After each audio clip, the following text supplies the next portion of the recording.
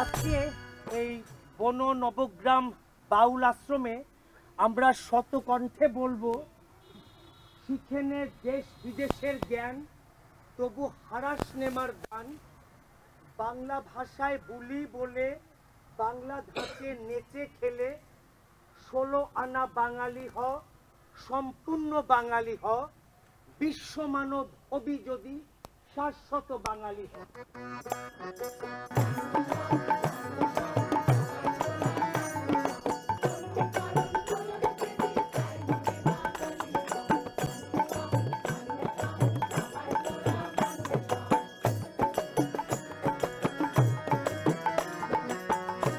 আমি যখন প্রথম এই বাউল আশ্রমে ঢুকেছি, আমার মনে হয়েছে এরকম একটা খোলা জায়গাতে প্রকৃতির মধ্যে বসে গান গাইতে পারাটা আসলে অন্যরকম একটা এক্সপিরিয়েন্স। এই পুরোটা জিনিস কোনোভাবেই আমাদের অন্য কোনো অভিজ্ঞতার সাথে, অন্তত আমার কাছে মনে হয়নি যে অন্য কোনো অভিজ্ঞতার সঙ্গে তুলনা করা যায়। এখানে আসার পরে যা দেখলাম, আমার সীমিত জ্ঞানে আমার ভাষা নাই এটা বর্ণনা করার। আমি খুব ইমোশনাল হয়ে যাব। সব কিছু মিলে এই এক অসাধারণ অভিজ্ঞতা।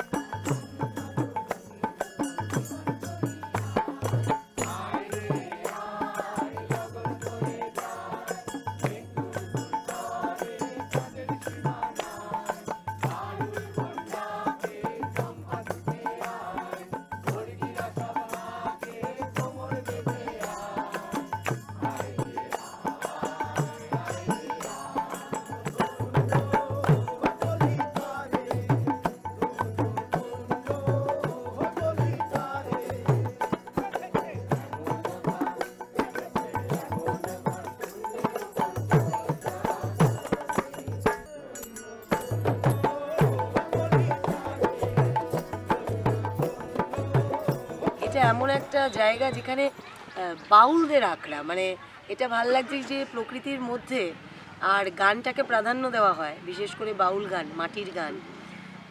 এইটা তো আমাদের মন ভুলিয়ে দেয়।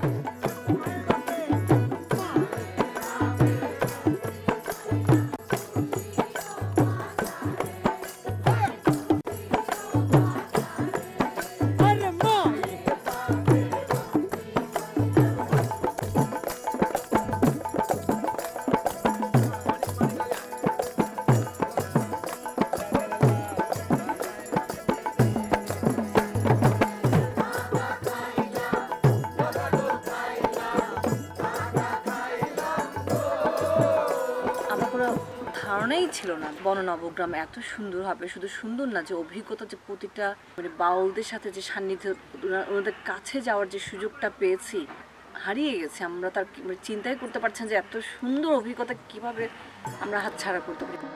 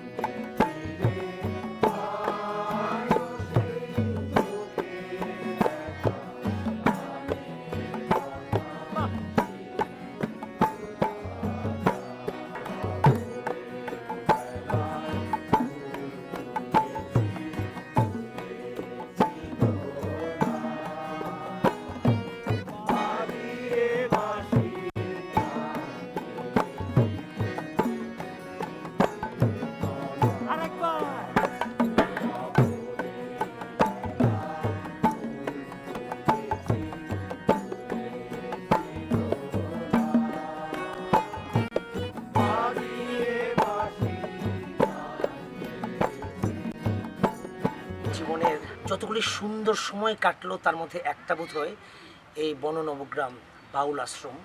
আমি গত 24 ঘন্টা এই আশ্রমে কি যে আনন্দ, কি যে ভাল লাগলো মানে ভাবা যায় না।